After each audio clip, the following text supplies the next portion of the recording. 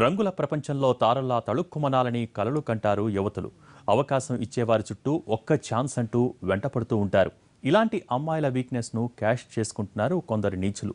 సినిమాల్లో ఛాన్స్ ఇప్పిస్తామంటూ వలవేసి పాడు పనులు చేయిస్తున్నారు. సినిమా పేరుతో అమ్మాయిల్ని వ్యభిచార కూపంలోకి దించుతున్న ముఠాను చిత్తూరు పోలీసులు అరెస్ట్ చేశారు.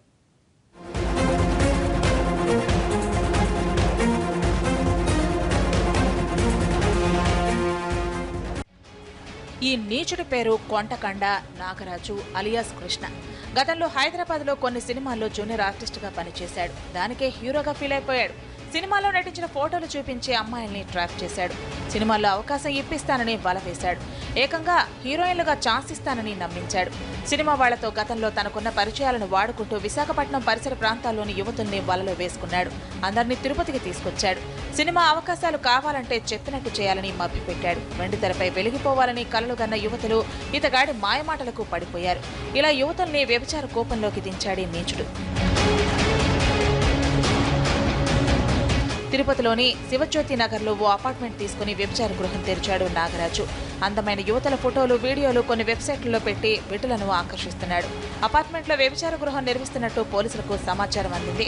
దాడులు చేసిన పోలీసులు వ్యభిచార గృహ నిర్వాహకుడైన జూనియర్ ఆర్టిస్ట్ నాగరాజును పట్టుకున్నారు. అతడితో పాటు 5 విటులను అరెస్ట్ చేశారు. సినిమాల్లో అవకాశాల పేరుతో యువతల్ని వ్యభిచార కోపంలోకి దించుతున్నట్టు విచారణలో తేలింది.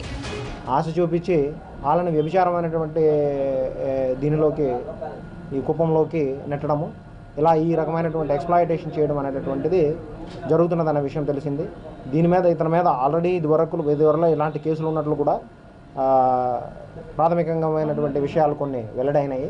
అయితే పూర్తిగా దానిలో విచారించి ఏ పరిధిలో ఏ కేసులు ఉన్నాయనేటటువంటిది కూడా చూసుకొని వీరి నుంచి 19,000 రూపాయల నగదు, 10 సెల్ ఫోన్లు స్వాధీనం చేసుకున్నారు పోలీసులు.